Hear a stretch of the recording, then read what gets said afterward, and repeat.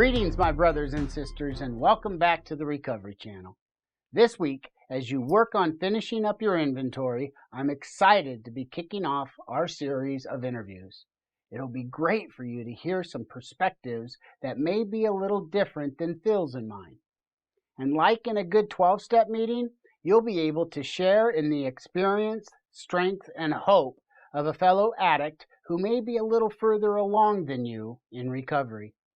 This week we have Rob, a recovering alcoholic with 12 years of sobriety. We're thrilled for you to join us, Rob. Let's just jump right in. Rob, at what point in your life did you realize that you needed help because of your drinking? Well, Chris, with 12 years of sobriety, I would assume 12 years ago. However, before that, the last 2 years of my drinking, when it got really bad, it was just work, home drink, sleep, back to work, depression. I had one prayer. Before I passed out at night, I would hit my knees and I would tell God, just don't give up on me. Please don't give up on me. I didn't know how he would answer that prayer, but on May 28th, my sobriety date's June 1st. Alcohol, my body stopped processing liquor. So it was at that point I'd hit my backside in my home in tears. My sister had come to stay with us because she had heard that I wasn't doing as well. And she'd come walking down the hallway 2 days before I met you. And I was just crying, overwhelmed, just broken. I mean, God's hand was just heavy on me as I look back now. I didn't know what it was then. And she said, baby, what's wrong? And I remember my sister's 4'11", 4'10", so she's about this tall, and I'm almost looking at her eye, and I said, I'm an alcoholic. First time I admitted it. And she says, I know. Now, what do you want to do about it? And up to that point, I didn't have an answer. I figured I would just carry this until alcohol killed me. And, and then there's that, the selfishness, the self-pity of the alcoholic. You know, they'd be better off without me. All the lies we tell ourselves, right? They'll be better off if I'm gone. I'm just a burden. All the foolishness. Well, God wasn't done with me. So she says, we reached out to my boss, who reached out to a recovered alcoholic, and we got direction.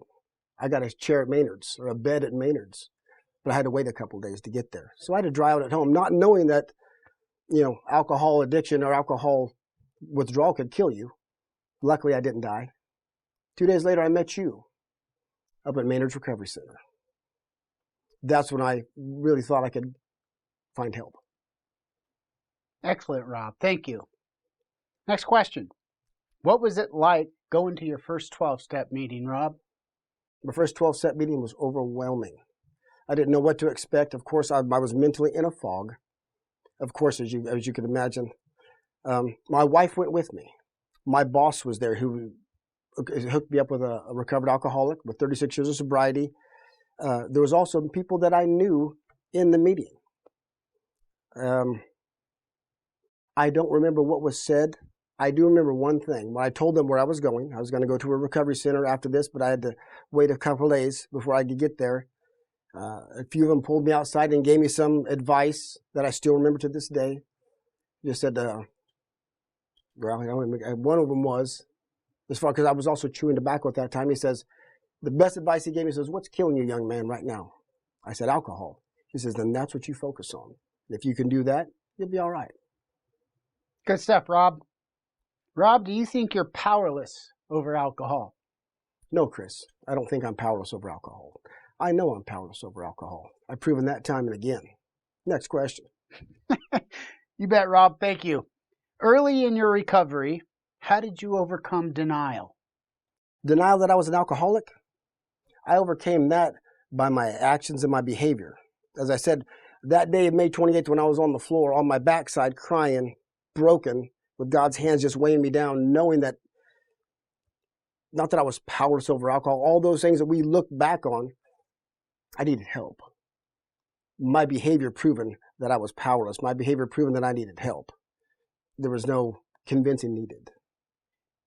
Did you know your higher power right away, or did it take some time to figure that out?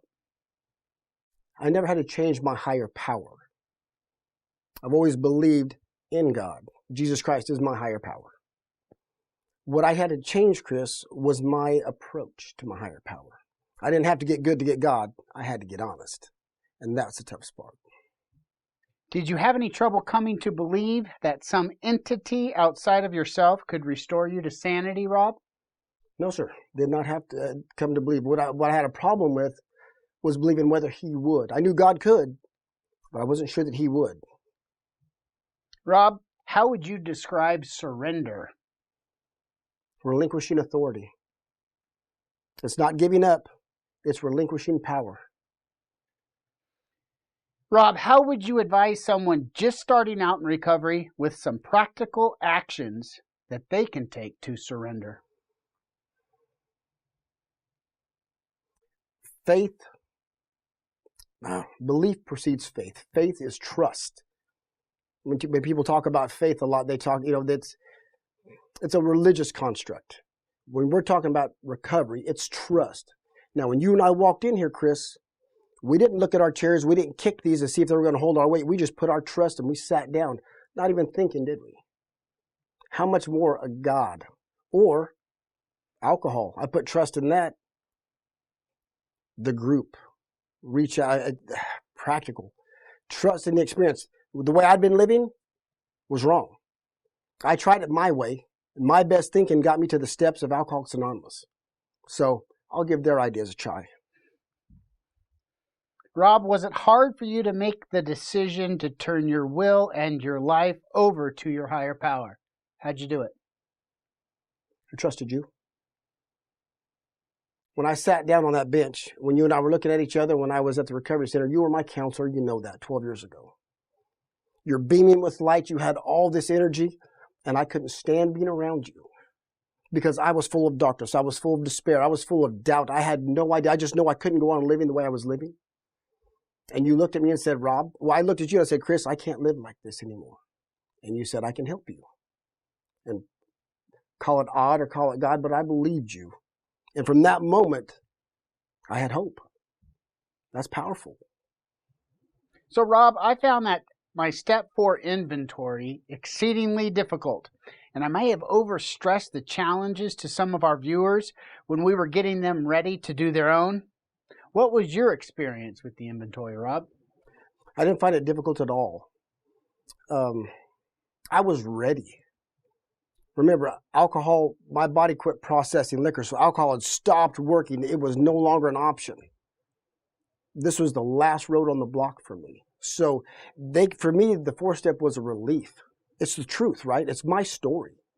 I know my story. And should I never pick up another drink, which is awesome, my story won't change. So get it out. It takes the power out of it, getting that out. I enjoyed it, really. It was therapeutic for me. Were there any revelations you came upon during your inventory process? Everything was a revelation. As I wrote it and then went back and read it before reading it to my sponsor, it became a brand new document. I realized how life had dominated me, how fears dominated me, how I allowed fears to, I'd make decisions based on fears, not evidence, and how I allowed alcohol. Alcohol never took anything from me. I gave it away. And that document became brand new as I read it again and again. It's powerful. All right, folks. Well, we're going to stop there for today. As we dive into steps 5 through 12, you'll be hearing more from Rob on his experience with those steps. Be sure to come back next week when we'll be continuing our interview series. In the meantime, keep working on that inventory, and as we talked about, make sure to reach out for support if you need it. And remember, recovery is hard work, but it's worth it. You are worth it. Don't give up and pick up. You can do this one day at a time because recovery is possible today.